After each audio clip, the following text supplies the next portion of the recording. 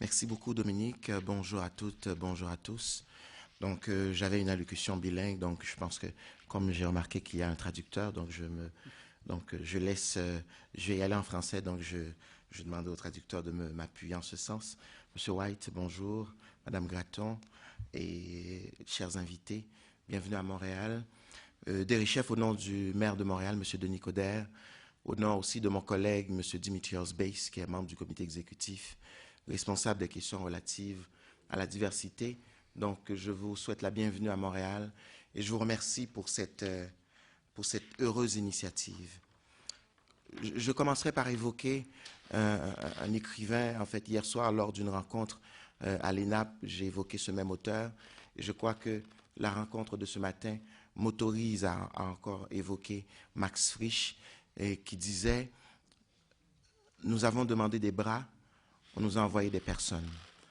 Et je crois que cette phrase évoque toute la pertinence qu'il y ait une réflexion, qu'il y ait une dynamique, qu'il y ait une activité intellectuelle constante autour des questions relatives non seulement à l'accueil et l'intégration des immigrants, mais aux relations interculturelles dans une ville comme la nôtre. C'est un grand honneur pour moi de prendre la parole devant cette assemblée composée de représentants de divers horizons et de milieux diversifiés pour ouvrir ce symposium qui a lieu dans une ville hors de l'Europe. Je suis ici aujourd'hui à titre de président du conseil municipal de Montréal.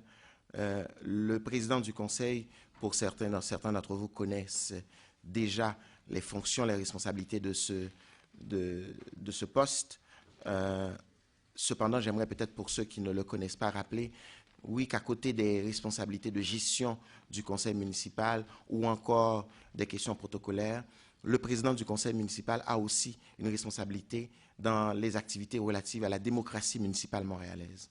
C'est dans ce contexte d'ailleurs qu'il y a quelques semaines, j'ai déposé devant la commission de la présidence du conseil le plan d'action du bureau de la présidence du conseil.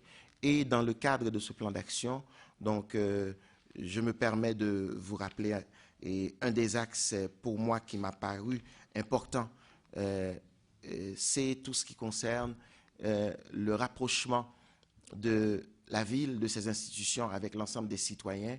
Et il y a trois clientèles en particulier qui nous intéressent, les jeunes, les immigrants et les personnes faiblement scolarisées.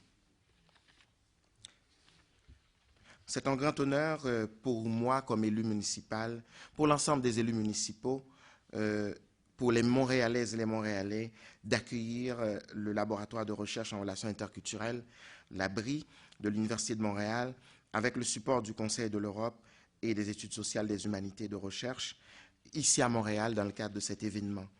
Je veux souligner la participation importante de plusieurs partenaires dans la tenue de ce forum international, le Conseil interculturel de Montréal, donc je salue la présence du vice-président qui est parmi nous, l'Université du Québec à Chicoutimi, l'Université d'Ottawa, Carrie Saint-Laurent, le service d'aide et de liaison pour immigrants, la Maisonnée, le DAM, Diversité artistique Montréal, l'Institut de recherche en économie contemporaine et la direction associée, ainsi que les représentants des villes européennes, membres du réseau des cités interculturelles du Conseil de l'Europe. Je salue au passage la présence parmi nous de plusieurs fonctionnaires de la ville de Montréal, donc qui travaillent notamment au sein de la direction de la diversité sociale, M. Allard, Mme Monpoint et probablement d'autres membres de la fonction publique municipale qui sont ici.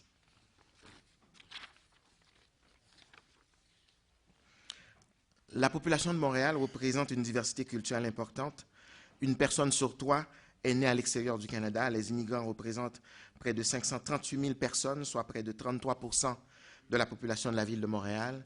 Et je sais qu'au cours des prochaines heures, M. Allard aura peut-être l'occasion d'abonder, de creuser davantage les réalités montréalaises afin de vous permettre de comprendre non seulement les enjeux auxquels nous faisons face comme ville, comme métropole, mais surtout aussi comment et combien pour nous cette diversité non seulement est source de richesse, mais pour nous c'est un élément clé du positionnement de Montréal, que ce soit comme métropole et à l'intérieur de la société québécoise, mais aussi à l'échelle internationale. Au cours des dernières années, au cours des 20 dernières années en particulier, plusieurs faits, plusieurs événements ont marqué le positionnement de Montréal comme ville interculturelle. Notamment, nous avons plusieurs déclarations, nous avons plusieurs moments forts de l'année aussi. Je pense entre autres à la déclaration de Montréal comme ville interculturelle, je pense à des célébrations comme celle du mois de l'histoire des Noirs, comme celle de la Journée internationale de la paix. Nous avons aussi, en matière de lutte contre toutes les formes de racisme et de discrimination, des déclarations en ce sens. Et récemment, en 2012, le service de police de la ville de Montréal s'est doté d'un plan stratégique en matière de profilage racial et social. Et comme je le disais encore hier soir, sur une note plus personnelle, j'ai l'intime conviction que comme ville, nous avons cette responsabilité historique envers l'ensemble de la société québécoise d'aller au-delà des déclarations, d'aller au-delà des célébrations. Puisque je considère que le succès des relations interculturelles au Québec sera un véritable succès s'il est un succès total et entier à Montréal.